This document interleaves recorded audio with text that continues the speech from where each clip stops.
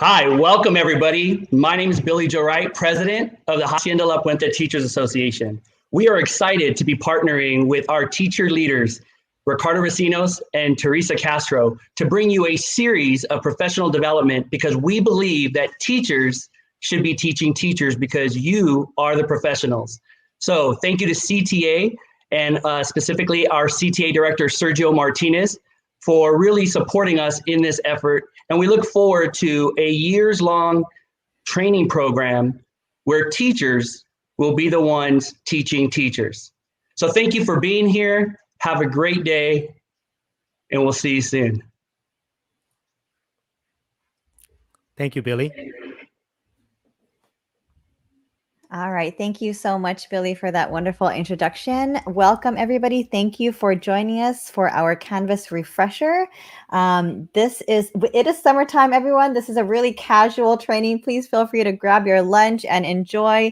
We're just going to keep things really casual, and we're going to be doing our best to get you ready for day one of school. My name is Teresa Castro. And I am Ricardo Racinos.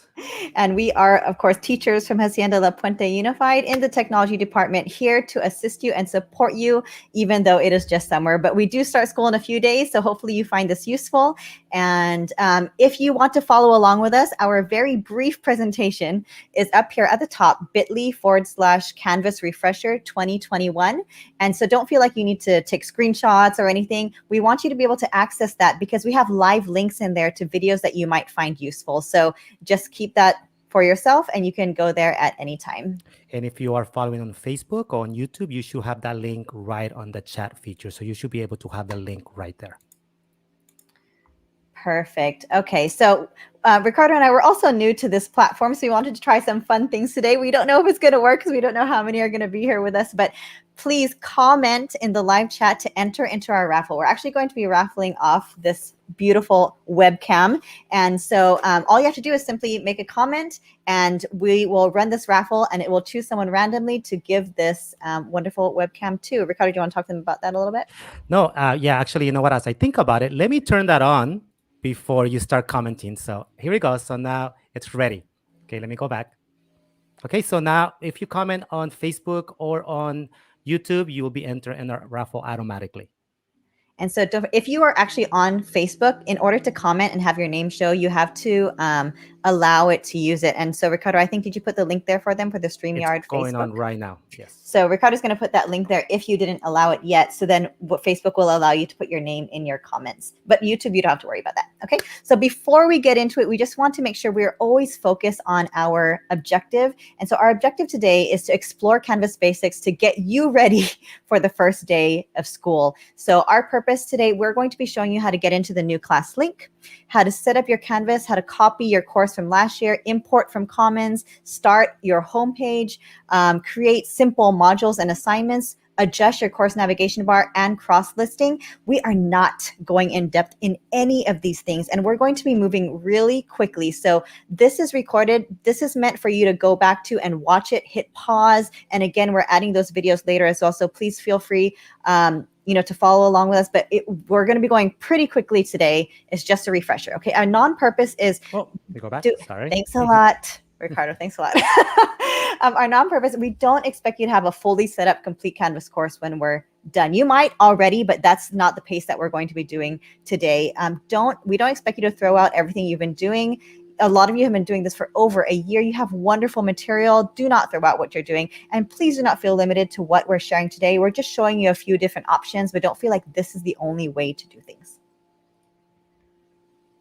Oh, here we go. So here are the videos that we mentioned. So these are also brief videos, but they do go a little bit more in depth than what we're going to do today. So if you do follow our bit.ly for this presentation, you can click on any of these videos and they'll bring you to a little bit slower pace on what we're covering today.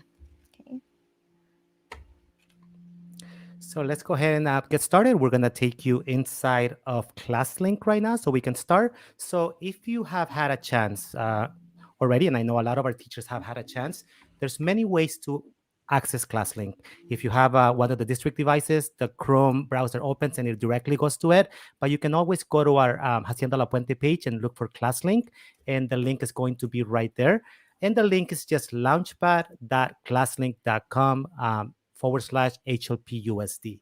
Now, a lot of times we've had teachers that have come back to us and say, we cannot log in. Make sure that you are always on the Hacienda La Puente class link, and you can see it by seeing our logo right there. Okay, so if you're not there and you're trying to log in, it's not going to let you log in. And you might notice that now there's no longer a place for you to put your username and your password. Okay, why do we have that? As we have moved towards making all of our logins consistent and having a single sign-on, we moved to using our Office 365 credentials. In addition, this past week, ClassLink was moved up to the cloud. So if you remember last year, we might have had problems where ClassLink was down. By being on the cloud now, we're going to avoid those problems because it's always going to be hosted up there on the cloud. But this is the way it looks like now. So now when you sign in, you have to use your Microsoft credentials. In addition to that, if you remember, for our little ones, TK through third grade, we do have the ability to use these little QR codes. We're not going to go over how to print them. This might be done on a different PD, and we also have videos on that. But they can access, just click in here, they can put in the QR code, and they're logged in. But for all of us and for our students, we want to click on signing with Microsoft. The first time you do that, it's going to ask you for your account, for your Hacienda La Puente account. So let me go ahead and type that in. Okay, and let's go ahead and hit next. Okay, and it's going to ask you for your password. Now notice that I use at hlpusd.k12.ca.us. All of the teachers use that, but our students might be used to using at hlpnet.net. That is no longer the case, okay? They are using their Office 365 credentials, so they have to use their username at hlpusd.k12.ca.us. Let's go ahead and enter our password. Let me do it again. All right. Once you enter your password, the first time you do this, ClassLink is actually going to ask you for permission, okay? It's saying, are you going to allow me to use your Office 365 credentials? So you want to accept it, okay? And the moment you do that, it's going to take you in, and now you're going to be in your ClassLink, and you'll be able to use it exactly the same way that you used it last year. All of your apps will be there, all of the single sign-on will be there, and you will do basically what you did last year. So this is the new way to log into ClassLink, and I'm going to pass it on to Teresa. All right, so the next thing we're going to cover is copying your Canvas course. So we know you put in a lot of work to your courses last year, and we want to show you how to copy your content that you have from last year, or copy content from any course, actually. So thank you for the comments, everyone. We see them coming in. Thank you. So here I am in my dashboard right here. Thank you again for the teachers who are allowing us to use their accounts so that we can emulate really what you're seeing right now. So here I am in my dashboard, and you might have noticed and gotten a little bit nervous because your course from last year might have disappeared and you're like, what happened to it? Where did it go? Don't panic. It's not gone. It's just hidden. So all you have to do is go to the left and go to your courses. And again, I still don't see them, but I'm still not panicking. I'm going to go down to all courses. And from here, if you scroll down in past enrollments, your course from last year will be here. Okay, so don't worry, it's right here. And there's another reason why I came here. I wanted to see the name of it so that I make sure that I pulled in the right one later. So this one's called Grade TKP1. And I know it's the one that went with Aries because it has the term right here that it was assigned by Aries. Okay, so Grade TKP. I'm going to remember that. All right, so now I'm going to go back to my dashboard. When Aries is initialized and linked with your Canvas course, you're going to have a blank course that appears just like you did last year, an empty course that was created by Aries. So I'm just going to, this is not really one, she already created hers, but I just made one in pretend. So let's just pretend this is the one created by Aries, okay? So I'm going to go ahead and click on it. So here I am in an empty course, and I'm not going to worry because I know I can just grab my stuff from last year. So I'm going to go to the right, and I'm going to import existing content. And then I'm going to select copy Canvas course. And I know I'm going very quick. Don't worry, you can watch this video later and pause it and follow along. And then I'm going to select the course that I want to copy from. I want to copy from 2020, 2021, and that's the course I want. So I'm going to click on that. If you don't see your course, it might be that you have this unchecked, because this allows you to see your completed courses. So if you see I unchecked it, look what happens. It's not there anymore. Okay, so if you don't see it, don't worry. Just make sure this is checked. It was checked already for me, but you never know. So make sure it's checked. I find that class from last year, click on it, Or if you can't find it, you can also type it in here and hopefully it finds it for you. Okay, so I know that's the one that I want to copy from. And so now we have a choice. Do you want all of your content? Do you want to bring every single thing that you had last year and bring it in? It's going to be an exact copy of your course. If you do, you can click all content and brings in everything, okay? Or you could select specific content and just bring in a few things, which we're going to go over in a moment, okay? So right here, let's pretend I want all content. Let me go down here to the bottom. You have a few options. If you leave it just the way it is, your dates from last year are going to follow and they're going to use the exact same dates this year. You can also adjust the dates. You can shift them. It'll adjust it based off the start of the new term. Or we recommend removing dates altogether. So it removes the dates. So when you see those assignments coming, you just put the new due dates on for your students to use. Okay. So you do have options there. That's our recommendation for now. So whatever, or you could, again, you can uncheck that and it just brings in the regular dates. Okay. So let's just say I did that. I chose all content. I chose whatever I wanted here. And then I just click import. That's it. Once you click import, it brings in everything. Give it time, because if you had a lot of content last year, it's going to take quite a bit of time to bring in all that material. Okay, so I'm going to stop here and now I'm going to back up and I'm going to show you how to select specific content, because that was pretty easy. Bring in everything. You just click import and wait. That's it. Okay. So now I'm actually going to select specific content. So let's say you just want to bring in modules, or you just want to bring in certain assignments. You don't want to bring in every single thing. So let's try that right now. Select specific content. You have the same options as earlier. You can adjust your dates, or you could keep the same ones, or you could remove the dates, whatever you decide. Okay. So I'm going to select specific content, leave my settings there, whatever you choose, click import. I'm actually going to do it this time so you can see what happens. And now I have to actually choose what I want to bring in. So I go here and I select content. So I'm going to click on select content. And now you could see all of my content from last year. I can click on specific things. I can click on modules. If you see that little arrow on the side, I can break it down to even more specific things. I can click on that and I can see all the different things. So I could just pick specific assignments, specific modules. I can, instead of choosing all my modules, I could just click on the ones that I want and just bring in those specific things. So I'm just going to, there's only 17, you know, I'm just going to click that. Why not? I'm not going to choose the rest. You can see this teacher has over 500 assignments. I know a lot of you, especially elementary, did that. She has her pages. She has over 2,000 pages. And so that will take time for us to import. So I'm just going to import this for now. I'm going to select the content. When you're ready, select content. And now we wait for it to actually come on over. You're going to see current job is going to pop up, and you can see right now it's running. It's bringing that stuff in. And when you're ready, you can go into your actual course and you'll actually see that material in here. Okay, we're not going to wait. You're going to have to trust me on it. Actually, you know, I'm just going to try. Let's see what I brought in modules. I think that's what I said. Okay, it's still happening, but we're not going to wait right now. So trust me, it's going to be in there. All that material would be in here. Okay, and if you brought it in as is, it would look exactly the same as what it was last year. Okay, so now I'm actually going to move on to importing from Commons. So maybe you don't want to use your course from last year, but you also don't want to start from scratch. You want to see what other teachers are doing from all around, and you want to use what they have. So we're going to go into Commons. So before I do that, Ricardo, did I miss anything there? Just make sure. No, I think the only thing, and we can probably throw it in here so we don't get people confused. We are aware that some of you, not knowing that our district was going to be able to provide those past enrollments and they were going to be available for you, decided to export content and save it maybe on your hard drive, or maybe you put it on the cloud and so on and so on. And maybe you did this because you wanted to keep the grades, but you also did it because you wanted to bring it in this year.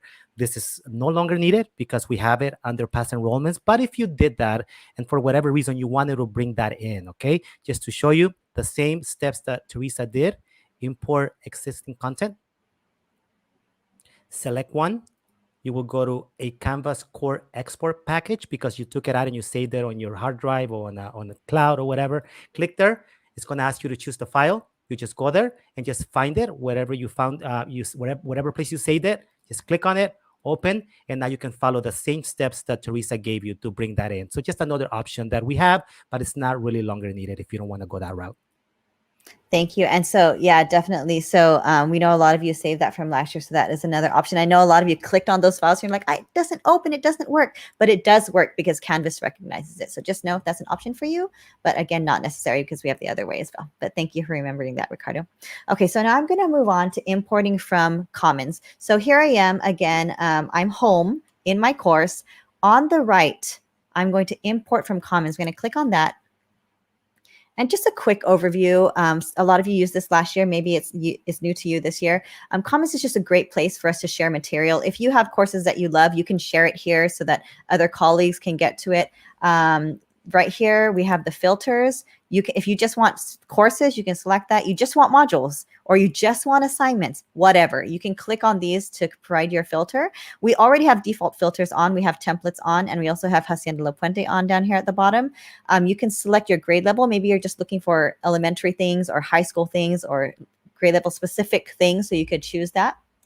But again, like I said, these filters are on default. So right now I'm looking at Hacienda La Puente, and I'm looking at things that teachers have put in as templates. So let's just say I'm doing elementary right now, since that's where I'm spending most of my time right now. So right now I see this awesome resource, which is amazing, by the way, if you haven't used it before. One of our teachers made this, but because it is under Hacienda La Puente and templates. But you know what? I want to see more than one. I want to see what's out there. So I'm going to get rid of Hacienda La Puente. And so now I see over 200 results of things that fall under the elementary keyword. Okay, I didn't do a grade search. I did a keyword. Okay, if I remove templates, because some people don't save it as templates. If I remove that, now I have over 2,000 that I could choose from. So there's lots of things. I just peruse in here and look at what I like. So I can go ahead and just click on one like this one. So if you're not sure, if you're just kind of window shopping, you can go around, and on the side, you can add it to your favorites. And if you do that, you don't have to remember it. You can just go to your favorites later, and they're all kind of organized in one place. Okay, just so you know that. All right, so before I actually bring it in, I could peruse through. I could click over here. I could see, okay, these are the modules that I'm going to bring in. Here are the pages. I could also look at it. Okay. Oh, I like it. That's pretty. So I know that it's what I want. There's files in here. So I can look and see if I really want this material. And if I do, then I'm going to go here to the right, and I'm going to click import. And then I'm going to choose what course I want to bring it into. I know I'm in a course right now, but it's asking me, what course do you want it? Do you want to bring it to all of them? It's up to you. So I'm going to bring it into this one that I'm in. Delete, import into course. And now I'm going to wait for it to come into the course, just like what I did earlier when I was bringing in my own material. And let me just go back, and let's see how long that takes. Here it is right here. Oh, it's already there. This is the course that was empty just a few moments ago. This had nothing in it. And now it has the stuff that I brought in from Commons. And I'm just going to check it out. Here's the home page. I'm going to go to my pages. Here, view all pages. Here are the pages from there, and also some pages that I got from my old course that I copied in here as well. I have modules. Here are the modules that I had from there, and also the ones from Commons. So a combination of things. I did two things. I copied and I used Commons as well. Okay, so that is, I just wanted to show you, you might have brought in things from Commons that you didn't want. So I just want to show you very quickly. Let's say it's something that you didn't want. You're like, wow, that's really great, but I don't need all that stuff. You could simply, as always, go into your material and just simply delete it. Whether it's a module or a page or assignment or anything, you could just simply delete it. Okay, so don't feel like, you're committed to what you brought in from Commons. Okay, all right, so the next thing I wanted to go over is actually, for those of you who do want to start from scratch, you want to create a page, a home page. You don't want to use from last year. You don't want to get it from Commons. You just want something super simple for you to use for day one. So just know when you're here in the home page, this is what we're referring about home page. When we click on home, this is what your students see when they first come in. You have options here. Don't feel like you have to do what everyone's doing, that you have to do what you did last year. Right here where I say choose home page, you have options here. You can have your activity stream be what your students see. You can have your modules, like Ricardo was mentioning earlier. For me, if I went back, maybe I want my kids to see my modules when they come in. I don't care about going to a page. I want them to actually see the modules we're working on. I could have my assignments here. I could have my syllabus here. Anything you want in the home page for your students to see the first time they come in. Okay, so just know you have options, that you don't have to use the page. But I am going to show you how to use the page because that's my purpose right now. So you can see I can't even choose page right now because I didn't make one yet. And that's what we're going to do together right now. Okay, so let's rewind a bit. So now we're actually going to make a page that we're going to use as our home page. So in case you didn't remember how to do it, we're going over it right now. So we're going to go to the left. We're going to go to pages. We're going to create a new one by adding that page right here. And here we are in our rich content editor. I'm just going to call it homepage. I don't know. Is that 2 words, Ricardo? Or is it 1 page? I'm so horrible at that. I don't know. I'm just, it's just for my benefit, right? Don't judge me. Okay, everyone, I'm a bad speller. Okay, so I'm just going to type it there so that I know what to look for later on. Okay, so now here I am in my rich content editor. If you did create, I know a lot of us created Google Slides, something that you had last year, or maybe one that you're creating this year. If you want to bring that in, just reminding you how to put that in, you can go over here to the top right. There's the Embed Cloud. You click that. Actually, I'm going to put one in right now just so that you can see. Let me just copy one. And I just brought this in from the actual slides, the embed code, and I'm going to hit submit and just show you what happens. And ta-da, here it is right there. But I don't actually want to use that. So that was just for practice. I'm just going to backspace. There you go. So now I'm just going to bring in material that I found online. So you might just be going online, finding pictures that you like, or maybe there are graphics that you created on other programs like Canva and Adobe Spark, Adobe and all of these other things, okay? And you saved it to your computer. So before I begin, I like to always center what I have so that no matter what device my students are on, it's centered. And again, that's not necessary. That's just kind of being picky because I want it to look nice and in the middle. So I did that. And then now I'm going to pick material that I have from my computer. And I'm going to go to this little thing that looks like a picture of the mountains. And it says images. And I'm going to upload image. I'm going to choose. And here I am. I'm just going to choose a banner that I already have. And as a best practice, just so you know, if you have students who are using readers, have disabilities in that way, it's always best to actually type in what this image is, because if not, it's just going to, it won't tell the student what it is. So if the student can't see it clearly, their reader is not going to tell them what it is. I put welcome so that the reader knows to tell the student this banner says welcome. Okay. Or you could say it's a decorative image and then the reader will just cross over it. Okay. So I'm just going to hit submit. And there it is right there. And now I'm just going to add in a few buttons just really quickly, Ricardo. I'm sorry. I'm kind of going a little longer. Take your time. Thank you. So I'm just going to add a few buttons. So since everything is centered, you can actually just add your buttons right now and it'll just center them. But I know a lot of you like to use tables. So it makes sure not to bump to the next line, because I know when people are using different devices, it might bump to the next line and you don't want that to happen. So I'm just going to simply put in a table here. I'm going to go table. Oh, I'm sorry. I didn't talk about how I got there. So I clicked after and I clicked enter, just like I was typing. Okay. So here I am, table. And I'm going to, if you're doing days, some of you do Monday, Tuesday, Wednesday, you would pick 5 across. I'm doing subject matter. So it's up to you. I'm going to do 3 and 2 down. And here we go. Okay. So here's my table. I'm actually going to put my images in the table, and I want my images to actually be centered in the table as well. So I'm going to highlight this whole thing and I'm going to center again. So now even the buttons that I put in are going to be in the middle of the table. I know that's being nitpicky again, but anyways. Okay, so I'm going to go ahead and put some images here just like I did earlier. I saw that comment. Feel free to. Oh my goodness. We have a wonderful teacher who created a cheat sheet for you. We're going to definitely share that. Thank you so much. And I'm using your account, by the way. Thank you so much. Okay. So I'm going to share an image up here from my computer, just like what I did earlier. Let's just use reading. Okay, open. And again, a best practice would be down here for the alt text to be what it is. You don't have to, but again, it helps the students who need it. Okay, so I'm going to hit submit. Let me just do one more. Just one more, okay? Just in case you missed it. Upload. I don't know. Let's do writing. Okay. Open. There we go. And again, a best practice. Submit. And here we go. So we have those buttons that are ready to use. And I know you want these buttons to link somewhere else. Sometimes they're just for decoration, but a lot of you want them to link to maybe an outside website, maybe another source, maybe a video, which we would use Studio, but that's a whole different subject. But maybe you want them to link them to a module, something within your course. So I'm going to go ahead and show you how to do that as well. So I'm going to click on the button. And I'm going to link it, the little link at the very top. I'm going to click link.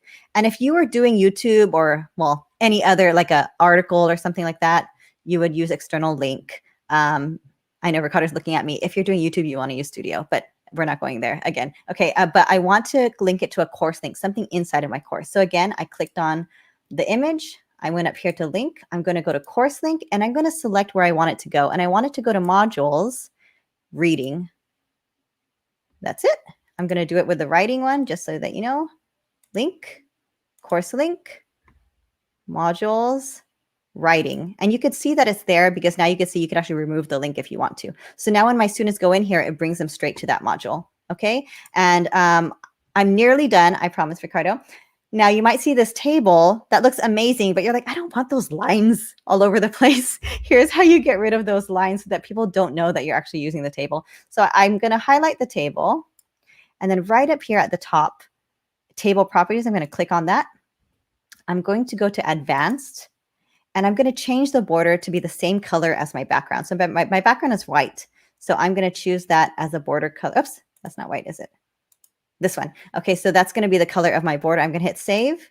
And now my borders have disappeared. It looks amazing. It's centered, and they don't even know that the table is doing its magic in the background. Okay, and then I would just save and publish, and that's what my kids would see. But one more thing, it's not here yet.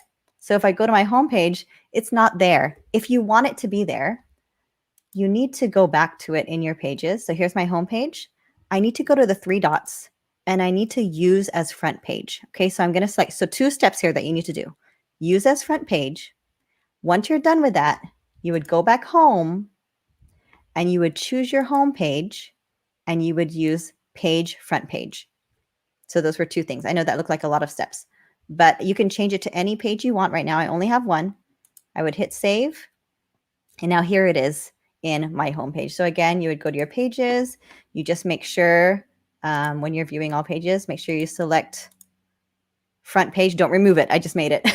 And then you would go home, and then you would choose homepage and make sure that one is selected. That's it. So that's how easy it was. Lots of different ways to set up your classroom. Ricardo, I think that's all. If I miss anything, please interject. I think that was it for me. I might have missed it, but you did mention the embedding, right? From somewhere else? Correct. Yes. In the beginning, I did show them how to embed. I didn't show them how to get that code. That's a whole different thing. But if they have it, they know how to do it. Thank you. Perfect. Perfect. And I think Teresa mentioned that, again, you don't have to feel forced to have a homepage. I know if I was in the classroom, and just to show you, if I went to a student view for this particular class, I will function completely out of modules. My students will just see home and modules. Any announcements that I need to give them will be right there. And then whatever we're working, whether it be by a week, by a unit, and so on, that will be the only thing they will see for that particular week. So again, this is completely whatever you prefer, or whatever is going to be best for your students, okay? But again, that's something just to throw out there, okay? So now we're gonna talk about how to create a module. So let's go ahead and go to modules now. Okay, and then you'll notice that I already have one, and there's a reason why I have it, because I wanted to show it to you.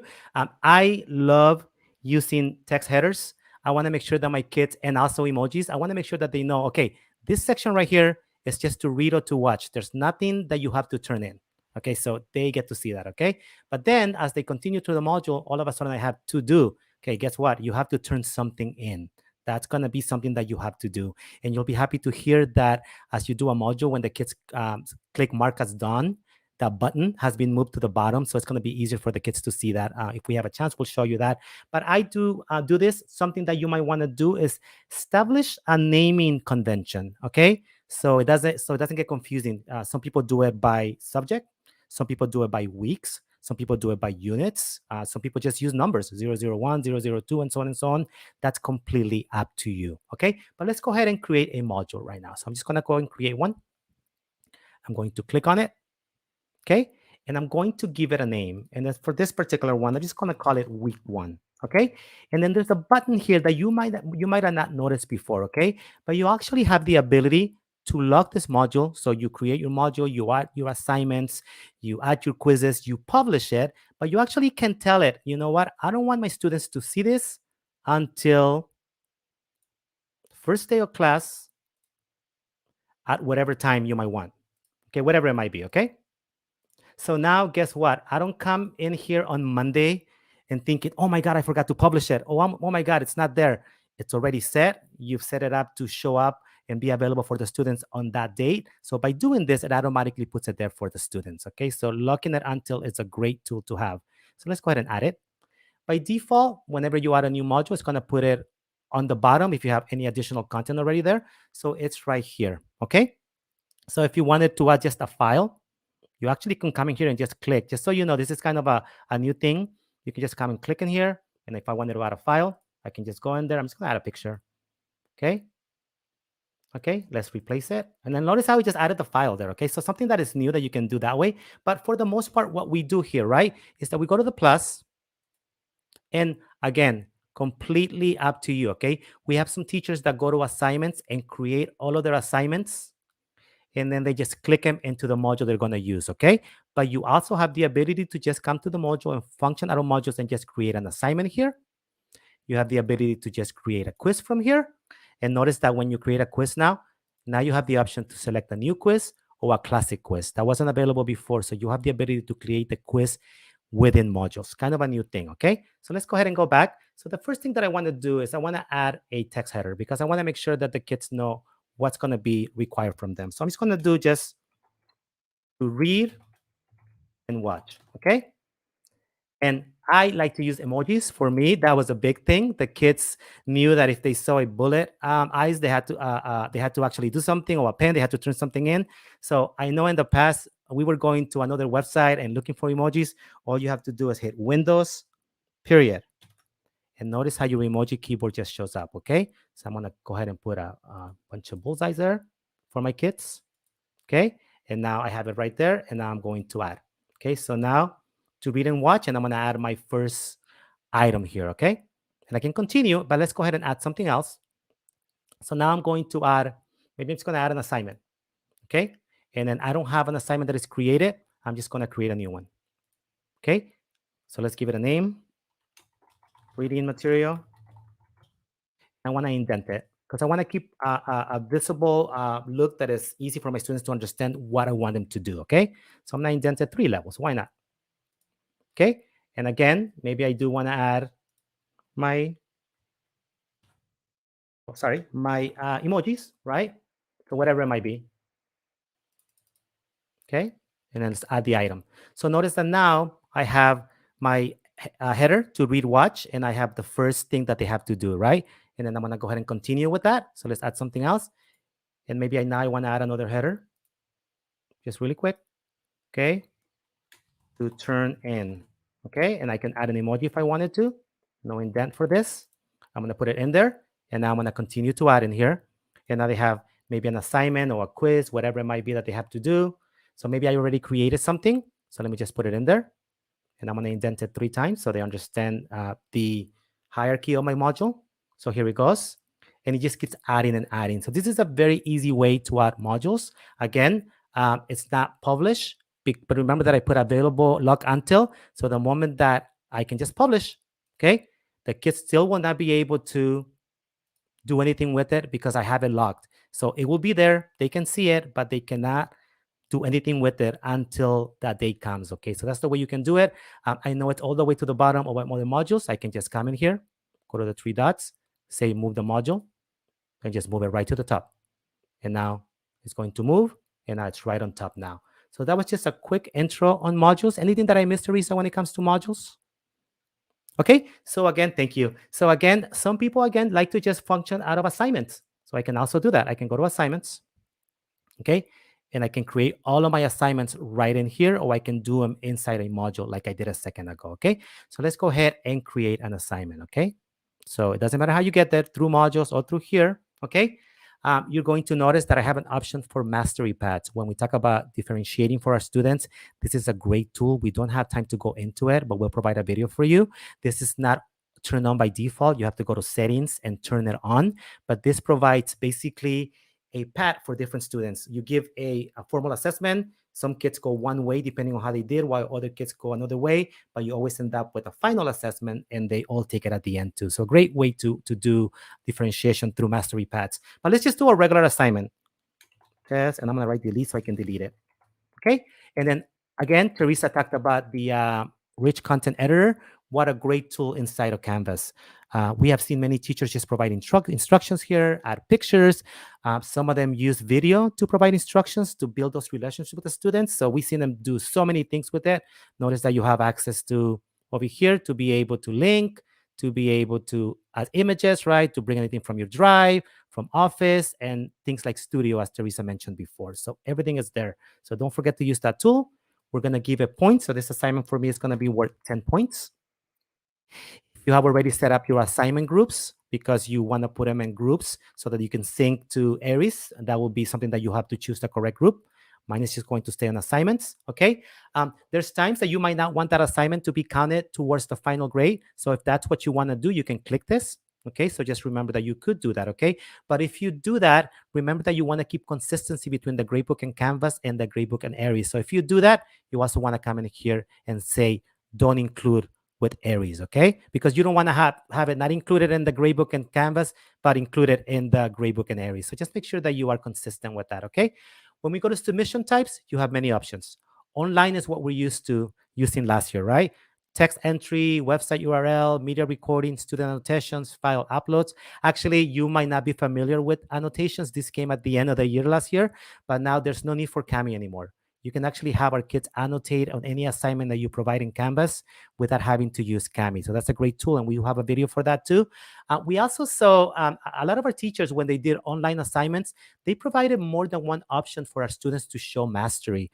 What a great idea, right? Maybe that student cannot put their thoughts in writing, but if they do it through a video, they can still show that they understood the material. So what a great tool to have, right? So just remember that that is available for you. Okay, but before I move on, over here on submission type, you also have something that is called no submission.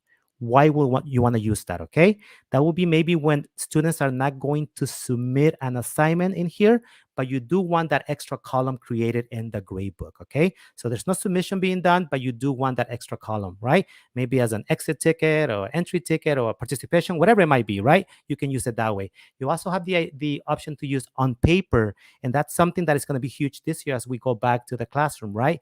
Maybe now they are not going to submit anything on Canvas, but they're going to physically give you something, and you're going to read it and grade it and then come and put the grade in here because you are creating that space in the gradebook. So that's something that you have in there. In addition, you have external tools, and we are all familiar with that. And I know we're going to be covering this eventually, but you have many tools that you can use, such as Flipgrid, Google Assignments, Office 365 Cloud, Pear Deck, and so many others that are available right there. And finally, you might have noticed something in the bottom that is called Mastery Connect. We are so excited for Mastery Connect. We don't have the time to go into it today, but you are going to love it. You actually can create, just really quick, you can create a tracker with standards, and you can assign assignments with standards attached to it, and it puts it on your tracker, but it also puts it in your Canvas course. So we don't have time to talk about that, so we're not going to go into that today, okay? So let's just go to online, couple of options for us, okay? Okay, you can select which type of files you want. Okay, type of number of attempts, unlimited or limited, that's completely up to you. Okay, we didn't use group assignment a lot last year because unfortunately you cannot sync this type of grades to Aries. So that's why we didn't use it. So just know that it is there for you, but you might not be able, you might not want to use it because of that. Okay. Require peer reviews. We had a couple of teachers at Grazid, and I'll say the name, they used this feature. What an amazing feature. They had their the peers review other students' work, and the students will be able to comment, and you will see that on SpeedGrader. So it was a great tool to use. So that was something that was used last year by some of our teachers. And over here, you're going to assign it. We always tell you to assign to everyone. Okay, and when we talk about cross-listing, you'll be able to see that you can assign to everyone, or you can assign by sections. Okay, so you're going to be able to see how you can do that.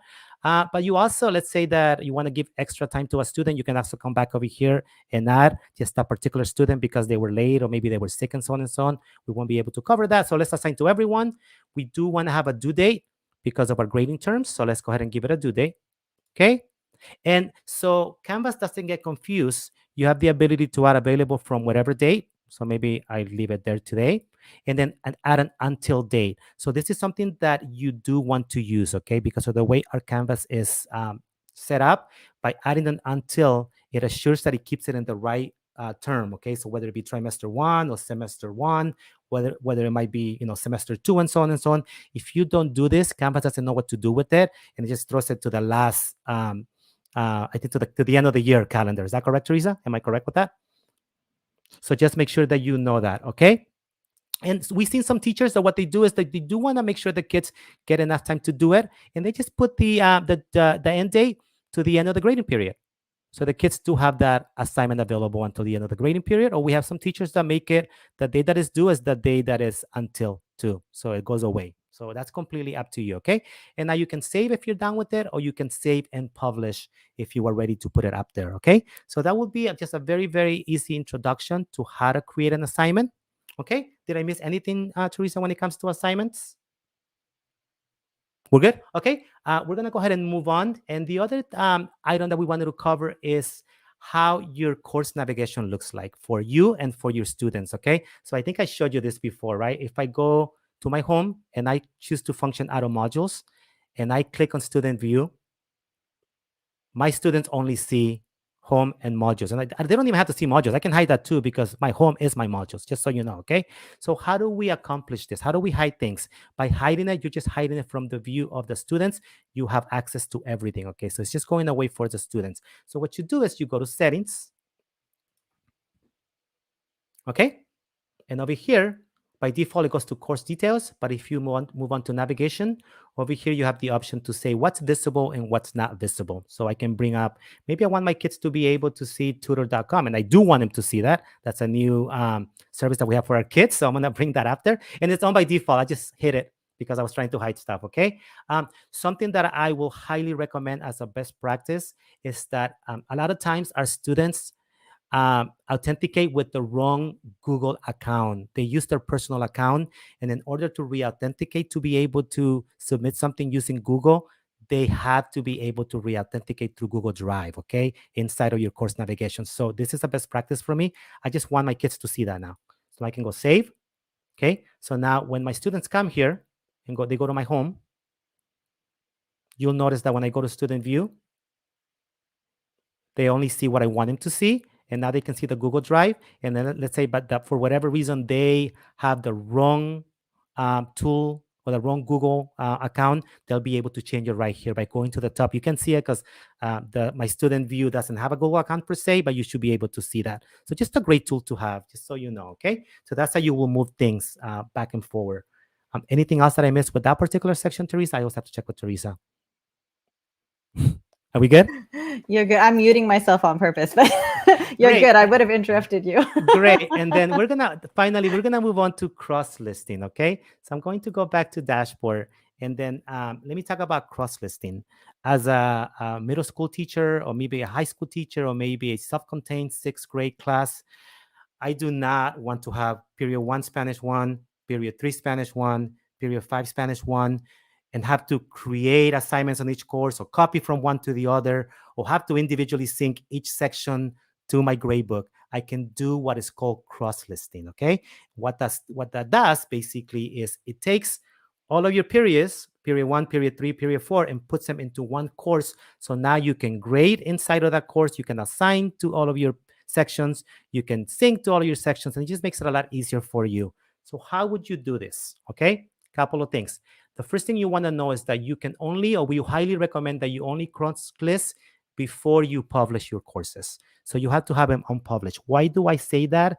Because the coursework is retained with the course and not with the section enrollment, okay? So if I already created my homepage and I already published it and I already added assignments, if now I go and cross-list, that section that I brought into my main course might not see that stuff because I did it after I have published that particular course. So make sure that you cross-list before you publish your courses, okay? So what I want is I want my Spanish 1 period 1 and my Spanish 1 period 2 to function out of one class, okay? So a couple of things that I want to do. First, I want to change the name of this period. I just want to call it Spanish 1 and change period 1. So when I cross-list my period 2 students don't get confused. You know, they go to the console like, I only see period 1, but I'm supposed to be in period 3. And that happened a lot last year, okay? So the first thing I'm going to do is I'm going to go to this class, okay? I'm going to go to settings, and I'm going to change the name to just Spanish 1 Vecinos. And that's what I want to call it, okay? And I'm going to say that. Okay? And I go back to my unpublished courses. And now you're going to see that I have, it's going to take a while to update probably, but it should change your name. It should have done it already. If I refresh, it'll probably do it. But I want to bring my period 2 into that particular class, okay? So there's a couple of ways to do it, okay? The easiest way to do it is you go into the course that you want to cross-list into your main course you're going to be using, okay? So I want my period 2 to go into period 1. So I'm going to go there. Okay. I'm going to go into settings. I'm going to go now, by default, it's in course details. You want to go to sections, and you want to click on that section period 2. Okay. And unfortunately, we don't have courses. So this is why we're doing it through courses that we created.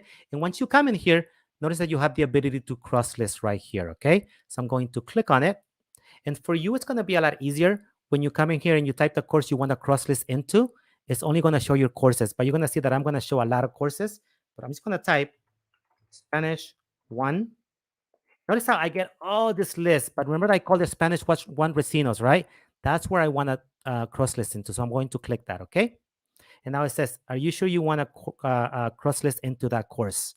Now notice that right here, you have a course ID, okay? I highly recommend doing this using the course ID because as enrollments keep happening and the years go by and by, all of a sudden you're gonna have Spanish 1 from 2021, 2022, 2023, and you might get confused. So to be correct, I will use the course ID and I'll show you how to do that. But for now, it's fine to just go and find it, and I'm going to cross list. Okay, it says successfully cross-listed. I'm going to go back to my dashboard. Okay, I'm going to go back to my unpublished courses. And you're going to notice that now that Spanish class that said period 2 is gone. It's not there anymore because guess what? It's inside of that main period class that I'm going to use. So if I go in here now, all of my students are going to be in here. I still have the ability to go to Gradebook and filter by sections if I want to. I can assign, I can create modules, I can grade, I can sync, and so on and so on. And I don't have to be worrying about doing it in 4 or 5 different places, okay? So make sure that you know how to do that. So that is how you cross list. It's very easy to do. We do have a video, and we can provide that for you too. Anything else that I missed when it comes to cross listing, Teresa? Ricardo, did you mention anything about combos? So I'm going to mention it right now really quick. Oh, you can mention that, but can I do one more thing so I can Yes, show? yeah. Okay, so what we recommend, again, you can do cross-listing like I did it a second ago, okay?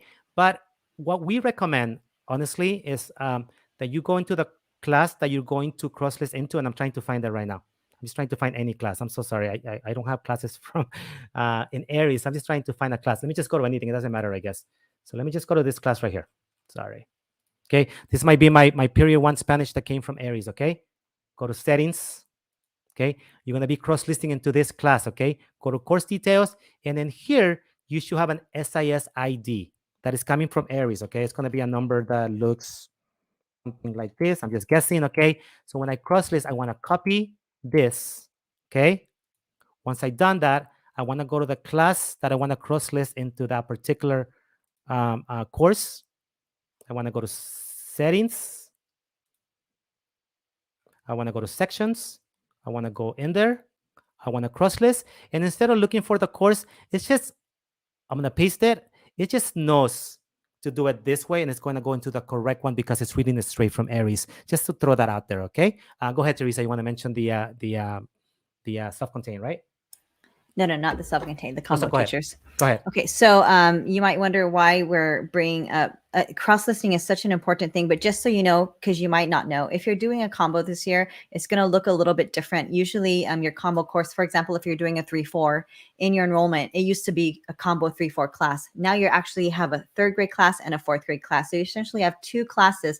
And the reason why they did that is so that you're able to sync your grades properly into Aries. So you can choose whether you want to keep your classes separate in Canvas. Maybe you do want a 3rd grade class and a 4th grade class and they function separately, or you might want to put them together. Maybe you put them together so that you could do all the things that they do joint. So you could cross list in a combo class. So some of you had combos last year and you liked them together. So now you would actually have to cross list, just like what Ricardo said. So you don't have to, but just so you know, for combos, that's a little bit new to us this year. They are separate classes. So you can cross this if you want, but you don't have to. But the way it's set up now, regardless of what you choose, now you could actually sync properly to Aries, because the way they were set up last year, it wasn't working. So anyways, just so if you are a combo teacher, that is for you. If you need more info on that, we'll definitely be there to support you. Yeah. Right. Did I cover everything, Teresa? I think you did. I think that was everything we wanted to cover, and in the right amount of time. Perfect. So Thank you so much for joining us. And we did not forget about the raffle. So we're going to do that right now. So are we ready to see who's going to take that amazing webcam? Is that what we're raffling, Teresa? Yeah, I might win because I was commenting, but Okay, so here you go. If you win, Okay. I'm gonna do it again. Okay, Oh, here it man, goes. okay. And our winner for our raffle, it better not be you, Teresa. If it's me, I'm Oh, gonna my laugh. God. Oh, Hacienda La Hacienda La Fuente. Fuente. We're gonna draw again. I'm sorry. Ricardo was really excited to use this tool today. We weren't sure if it was gonna work, so you could tell from his face he's super excited. I just wanted to get that webcam away. It better not be you. And here we go. Brian is our winner. So Brian is gonna be getting that webcam from us. And yes. So we're gonna have to. I see you're logged in from Facebook, so we'll find you and we'll private message you to make sure we get that information so that we can get this out to you. So thank you so much for joining us, everyone. Anything else, Ricardo? I think that was it. Thank you so much for joining us, and we are here to answer any questions you might have. Have a good day. Bye-bye.